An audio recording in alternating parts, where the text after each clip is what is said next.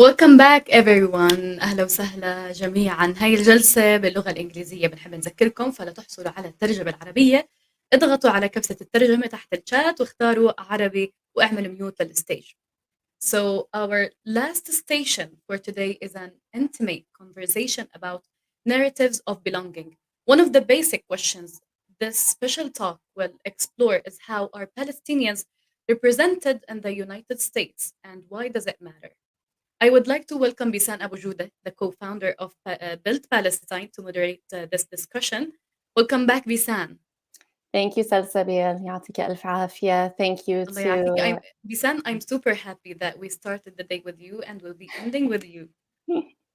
It's an honor. It's an honor. Thank you, Salsabil. Yes, it's an honor for me also. So here you go. Thank you. Thank you. Bismillah ar-Rahman ar-Rahim. I just wanted to start off, since this is the closing panel for the day, to thank everyone who powered through today. Thank everyone who shared, who contributed, who listened, who challenged their assumptions, who connected and shared. So thank you, thank you, thank you. 1,000 thank yous to everyone who was here today. Special thank you to the team. It's my honor to be moderating this panel on narratives of belonging to close out today. I'll start off by sharing a little bit about myself. I was born and raised in the US, lived between the US and the United Arab Emirates, would spend summers in Palestine with my grandparents in the West Bank, the villages of Hajjah, town of Anabta. And growing up, the question of belonging was always central.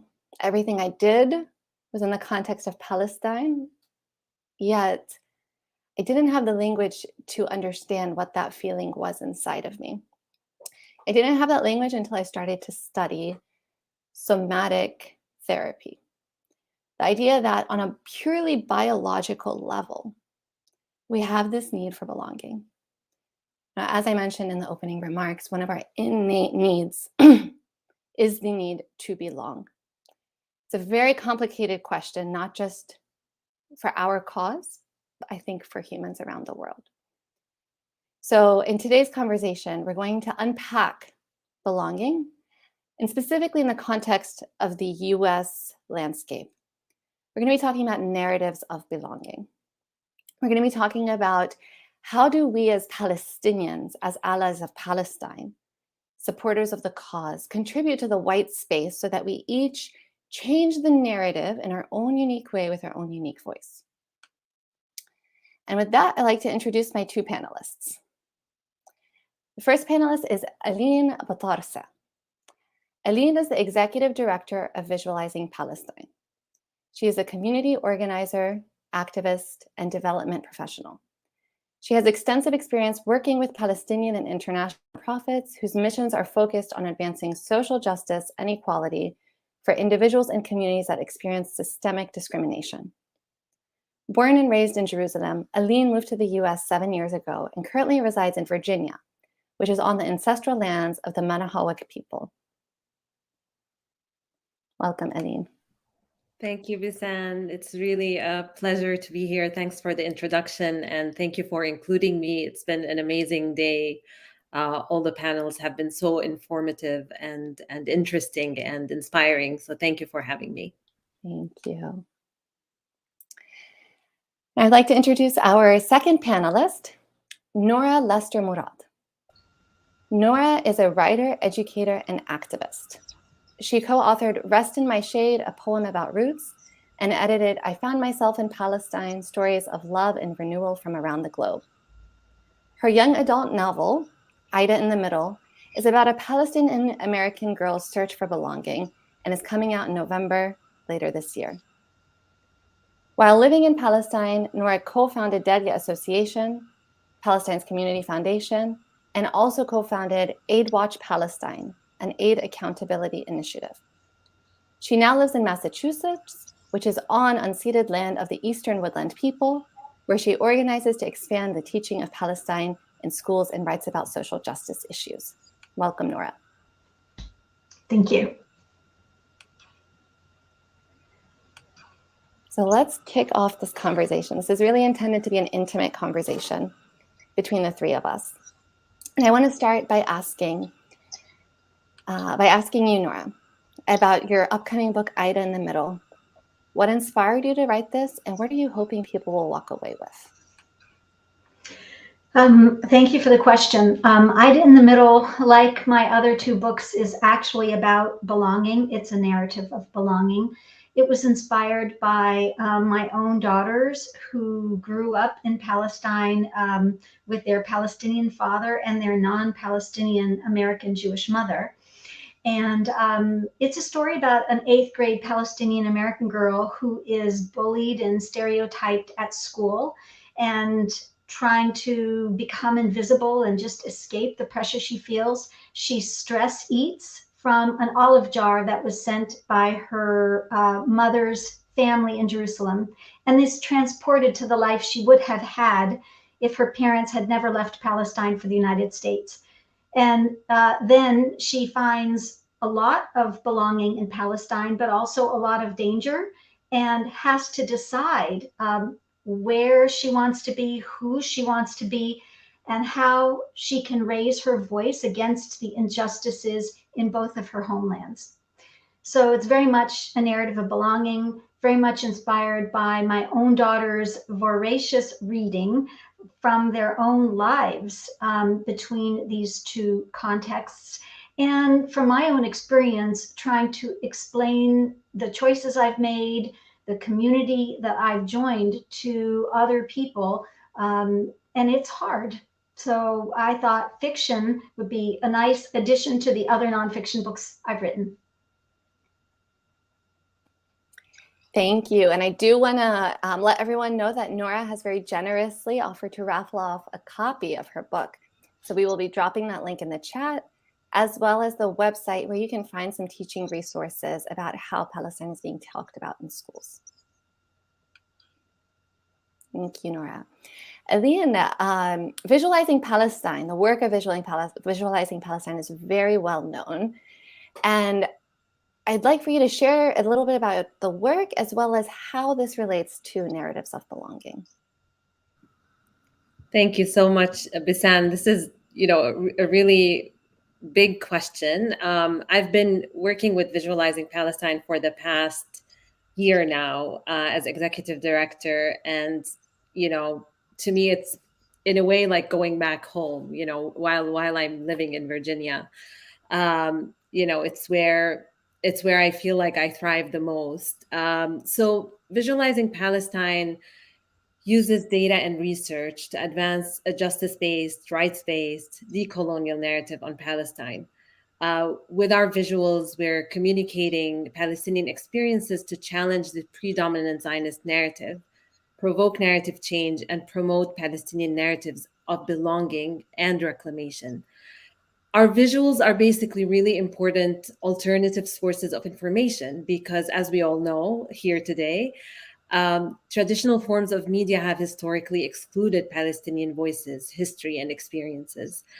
The Zionist project has very much focused on not only erasing us as Palestinians physically by holding on to as much of the land with the smallest number of Palestinians as possible, but it has also been focused on erasing us through narrative, referring to us as Arabs versus Palestinians, talking about making the deserts bloom as if there were no people there, imposing Israeli curriculum in schools that completely erases Palestinian identity, history, and narrative, with the most recent example of banning schools from acknowledging the Nakba. And then we had strikes specifically in Jerusalem and other parts of the country. And then literally erasing Palestinians and Palestine from world maps. And despite all these efforts to erase us, as Palestinians, we continue to hold on to our identity and narrative and pass them on to our children, whether we are in Palestine or the diaspora. So bringing this back to Visualizing Palestine's work, our visuals have focused on exposing Israel's colonial project, apartheid policies of racial domination, forced fragmentation of the community, and erasure from world maps. And I really want to focus on that a little bit because it's a huge problem. This erasure that we see on world maps is something that we, struggle with all the time, wherever we go. And this is why a lot of VP's visuals are map-based. The ones in my background aren't, but a lot of them are map-based. We have one huge platform, which is Palestine Open Maps, that brings to life a set of historic maps from the period of British Mandate Palestine. And this platform allows users basically to navigate and search historic maps, including localities that have been destroyed and appropriated or built over by Israel, but also those that have not been built over and those that remain standing today. So the VP's visual communication of the Palestinian experience directly challenges Israel's attempts to erase us. Our visuals their aim is not only to challenge the mainstream media, but are a form of resistance, persistence to belong, and imagining a future of liberation. And just a few words, because this is a theme that has been, recurring today over and over around the importance of imagining a different future and a future of liberation. And some of my favorite visuals, actually, from VP are part of the educational platform Visualizing Palestine 101. And some of those visuals are basically highlighting the specific demands of Palestinians for a future of, that is based on equality, justice, and freedom. And then also imagining a different future, including one of my favorite visuals that really shows how return of Palestinian refugees is possible. So these visuals are really beautiful and just completely challenge the narrative that Israel has put out there. So I'll stop there, but I feel like, did we lose Besan? I think we did. I think it's just you and me, Aline. Oh my gosh, okay. Maybe she'll pop back in. I know that one of the things that we talked about in advance was like this white space that Besan talks about, because there are some other, groups where there's lots of books, there's lots of films, there's lots of discussion. It doesn't mean there shouldn't be more, or that it can't be better, or that it's taking its fair space. No, but I feel like for Palestinian narratives, it's even worse than that. There's that white space that Besan is talking about, which is why I felt like, and I was encouraged actually by Palestinians to write the book Ida in the Middle and the other books, even though I do believe, and I think we all do, that Palestinians need to write their own books, and Palestinians are writing their own books. But right now, there is so much white space that hopefully every book that does come in to the narrative opens up more space for others rather than displacing or replacing any existing narrative. And so far, the Palestinians, many Palestinians who've read the book, even though it's not out yet for 3 more weeks, all of them have said that that they see themselves in it, and that makes me very happy. And that the non-Palestinians who've read it have said it interests them in reading more from Palestinians themselves. So I think that, hopefully it plays out in that way, because the narrative is a space that is contested. It's a space we should treat with care, because it's precious.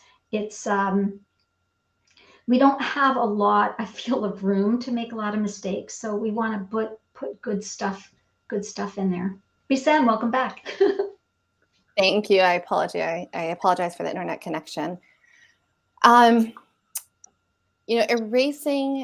Erasing us through narrative is very powerful, and filling that white space is very powerful.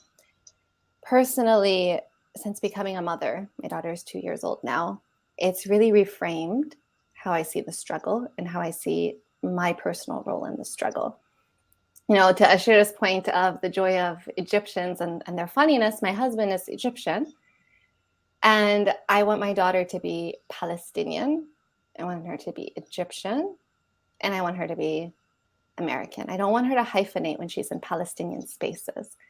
And this is for me very, very important. So I'd like to ask, how has being a mother influenced your work, and what is it that you hope to see for your children? And I'll open it to whoever would like to start. Go ahead, Aline. Okay, actually, Besan, it's so interesting that you're saying that, because I don't know why we're forced to put ourselves in boxes, or people are always you have to choose one identity. And one thing that I was thinking about is that Palestinians are not a monolith. Being Palestinian has different meanings to different people. And to me, when I say I'm Palestinian, it encompasses more than one community that I am a part of and that I am proud of. It encompasses my being Arab, my being Armenian, my being Palestinian, and those don't contradict each other. And I remember, especially as a child, I was always, asked or questioned, you're not Armenian enough, you're not Palestinian enough. And I think, these are harmful questions. And it's something that we need to challenge, because you can be all these identities and you can be you can be proud of those identities. So, when you ask about, my children and how they've influenced me, it's actually a difficult question to answer, because to me, I've always felt like being part of the Palestinian cause is central to who I am. It's everything to me. And being in Palestinian spaces or being with people that I can relate to, really, makes me feel safe, and it gives me space to thrive. So while I say that, maybe being a mother has not had a direct influence on the type of work that I've chosen to do, I definitely have felt that an increased responsibility to improve conditions that my children are exposed to in their lives. So, for example, when I moved with my family to the US 7 years ago, my daughters were 8 and 3 at the time. And it was very difficult, especially for my older daughter, to feel a sense of belonging in the US. She felt uprooted. She felt that, she missed the culture, family, friends, the familiarity. And it was difficult to relate to people. And then, of course, on top of that, she had several experiences where teachers and classmates repeatedly referred to Jerusalem as Israel. And this was very painful to her, and at some point, my daughter would even come, she's like, shouldn't they be fired for lying? But completely erasing her connectivity to Jerusalem as Palestine. And at one point, in one of her classes, one of my daughter's friends challenged their art teacher when she said that she spent part of her life in Israel. And she told her, Karine is upset because you're not referring to it as Palestine. And the teacher's response was, look, the map says Israel. Palestine doesn't exist. So, this only increases the sense of isolation, in a place like the US also in particular, where there's so much support for Israel, where there is such a predominant narrative that is a Zionist narrative. And then at another point, for example, of collective suffering, when Shireen Abu Akleh was killed, my daughter did not want to go to school because she felt that no one cared or could not, no one could relate to her pain, the pain that she was feeling. And so, all of these experiences over the years have definitely, influenced my need to find community, but also to find meaningful work. So whether that is through Visualizing Palestine or through, more local initiatives. So for example, now I volunteer with the National Arab American Women's Association, particularly with their education outreach program, because it directly addresses misconceptions, stereotypes, and racial discrimination against Arab Americans within the American school system. And I think that this is something that I owe to my children. And this is a responsibility that I have and that I have to take seriously. I'm also coming from a place of privilege. So all of these, put together, just drive me to want to do more and more work to make sure that, my kids have, live in safety and are able to thrive in an environment that is not only accepting, but nurturing and welcoming of their full selves. And I want them to be proud of who they are and to be seen for who they are, to be respected, to have agency, to be heard. So all of these are interconnected. So I'll stop there because I feel like I talked too much. Beautiful. Thank you, Aline. Thank you for sharing those stories. Thank you for sharing those stories. And I just wanted to chime in and share the Indigenous culture has this idea of 7 generations. So acting with 7 generations ahead of you in mind, as well as 7 generations behind you in mind. And that responsibility, I like that word of, this responsibility that we have. Nora, I'd love to hear your perspective. Sure. Well, obviously, my trajectory is a little different. I grew up in a family dedicated to anti-racism and social justice, housing and education and all kinds of wonderful things.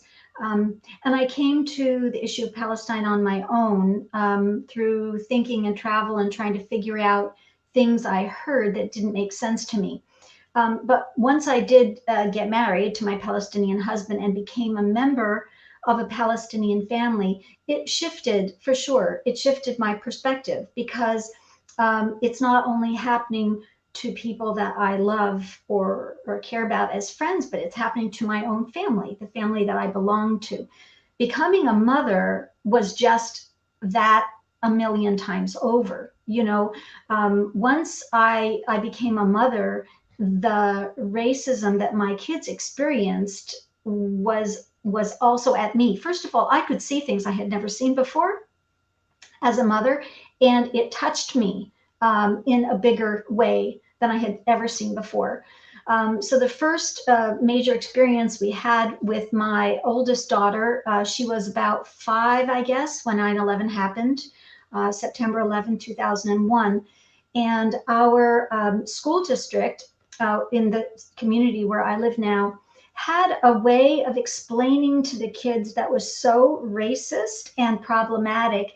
And worse, when I approached the school to explain that the way that you're talking, it's clear that you're not talking to Arabs. You're saying, you kids are going to be safe. We will protect you.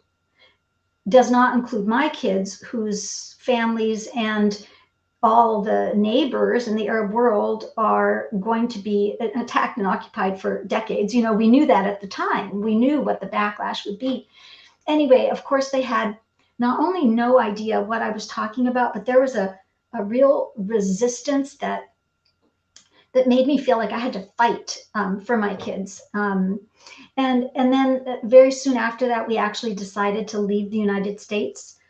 So Aline moved from Palestine to the United States. We moved from the United States to Palestine. And my 3 girls grew up under occupation in Jerusalem and Ramallah. And, like all other Palestinian kids, they spoke Arabic and they went to school and they got interrogated and they got tear gassed, etc. That was enlightening and important for me to experience and to be part of, not just talking about, but living through it. It was important for me.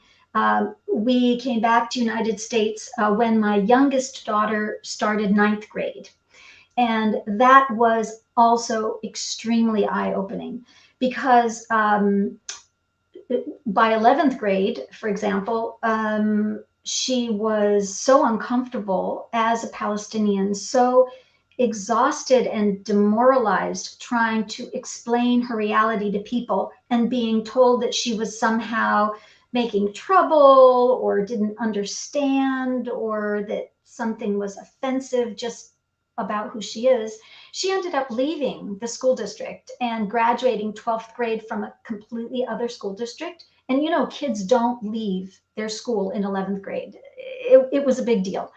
The year after she left the school, it was Newton South High School in Massachusetts, by the way. The school fired a teacher for a pro-Palestinian statement, which didn't say anything about Israel or about Jews. It was just a pro-Palestinian statement. And then the principal sent an email to the whole school community, which reached all of us, basically saying that this was a horrible thing the teacher had done. The teacher will never be back again. And all the kids have been provided with professional emotional support because apparently exposure to this pro-Palestinian statement was so traumatizing to people. And in his email, he kept saying, our children should not have been put in that emotionally vulnerable situation. Now, of course, my child was not included when he said our children. So these experiences are horrible, upsetting, and also somehow very motivating. Really like shocks you into focus. This is something we have to do. We have to say Palestine. We have to say Palestinian. We have to say apartheid, settler colonialism. We need to cleave open that space for a real conversation about the kind of injustices that are happening and the impact on people. And so what I hope for my kids, I hope that they can learn to find joy despite all of this mess in the world. It's something I struggle with too, just finding joy, but it is what I hope for them. Beautiful. May they all find joy. May they all find joy. So we have only a few minutes left, and I'd like to end with a closing question. Both of you have decades of experience advocating, fighting for, and making progress for the Palestinian cause. I'd like to ask, what does belonging to the Palestinian cause and the Palestinian community mean to you, and what do you hope for others? Go ahead, Aline. You want me to go? Okay. I had a very long answer for this, but I'm going to shorten it given the time that we have. Honestly, for me, being Palestinian means everything. Even though I'm not physically in Palestine right now, it also meant everything when I was in Palestine. But it becomes more prominent somehow when you're outside, when you're in the diaspora. I feel like I live and breathe Palestine in every aspect of my life, and it will always be home for me wherever I am. It's where I was born, where I grew up, where my community is, family lives. So it's, a piece of me will always be there. And I think, it's probably true for many Palestinians in the diaspora, although of course not all of them have the option to go to Palestine.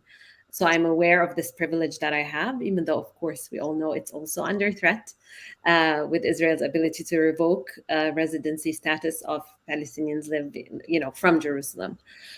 So, I guess, what I want to focus on is that, since as a Palestinian living currently in the US, I feel like I have a sense of privilege. I'm not at the front line of the struggle, but then I have a sense of responsibility. I want to go back to that sense of responsibility because we cannot take it lightly, right? I have a sense of responsibility to my community. I have a responsibility to make our stories heard, to educate others, to raise awareness at every opportunity I get, to let everyone I meet know that I'm Palestinian. It's, I feel like I go to the doctor and I say I'm from Palestine, and then I wait to see what their reaction is. It's part of who we are, right? It's part of the struggle, and it's an important part of the struggle. Sometimes it's subtle, sometimes it's not so struggle, but especially with the U.S. policies and with their contribution to making the status quo continue as it is, we have to challenge the system, and we have that opportunity as Palestinians in the U.S. So that's what I'm going to end on, because I know we're out of time. Do you have time for me, Besan? Yes, Nora, please. Okay. Well, for me, also belonging is everything, and it's also a sore spot. Apparently, because I keep writing books about it. This book, my first book, Rest in My Shade, is about an olive tree who is uprooted, and it's a poem, but it's got it's not photos. It's got fine art illustrations from Palestinian artists. I can't show them to you, from all over the world. And so it's exploring that sense of, once you are uprooted, how do you land again? How do you lay down roots again? And then my second book, I Found Myself in Palestine, is creative nonfiction by non-Palestinians who also struggled with how to belong as a member of the Palestinian community, even when you're not Palestinian. And then in the middle, is the tagline is, if you're not allowed to belong, how do you find your place? So for me, belonging is everything. It's a sore spot because I don't know how to belong until everybody can belong. I don't know how to be safe until everybody is safe. And so I think that's really maybe what motivates all of the work I do, is not just trying to belong myself, but trying to expand belonging, so that everyone who has anything to say about their own experience or social justice feels empowered enough to contribute their own narrative, that we don't have to be perfect or fully representative or know every date or detail. Whatever it is that we're adding to the conversation is worth adding. And I think belonging is important, and I think there's enough of it for everybody. Beautiful, beautiful. Thank you so much to the two of you. If I can add my hope to the conversation, just building over the course of today's speakers, my hope is that we all have a sense of belonging, and we feel like we belong. So we don't ask anymore, who am I? But we ask, where am I? And what is my responsibility?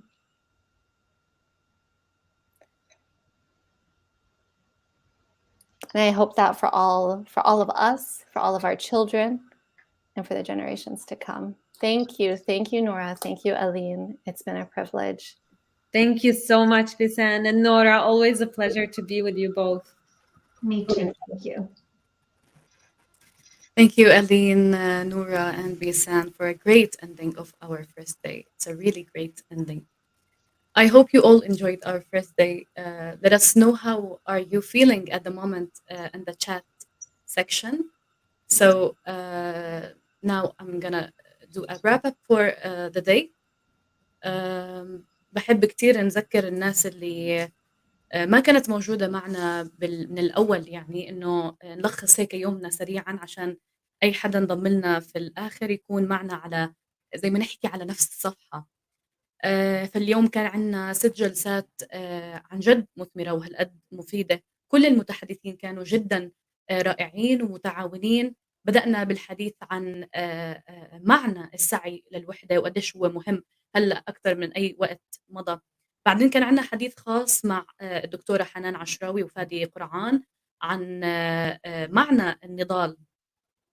بعدين حكينا عن دور الثقة في بناء الحراك وإنهاء استعمار مساحتنا، وحكينا عن تعزيز المشهد الإعلامي الفلسطيني، حكينا عن الدور النفسي في الرفاهية الجماعية، وكان عندنا حديث جدا رائع مع الحكواتية الغزاوية بيسان عودة، وختمنا بحديث خاص هلأ عن السلبيات الموجودة لما بيتم ترويج للروايات الفلسطينية مع نساء متحدثات رائعات، وهم طبعا يعني مغتربات، فبنشكرهم كل الشكر على هاي الطاقات اللي كانت موجودة. بنشكر كل ضيوفنا اللي كانوا معنا اليوم على طاقاتهم، على كل المعلومات اللي فادونا فيها اليوم.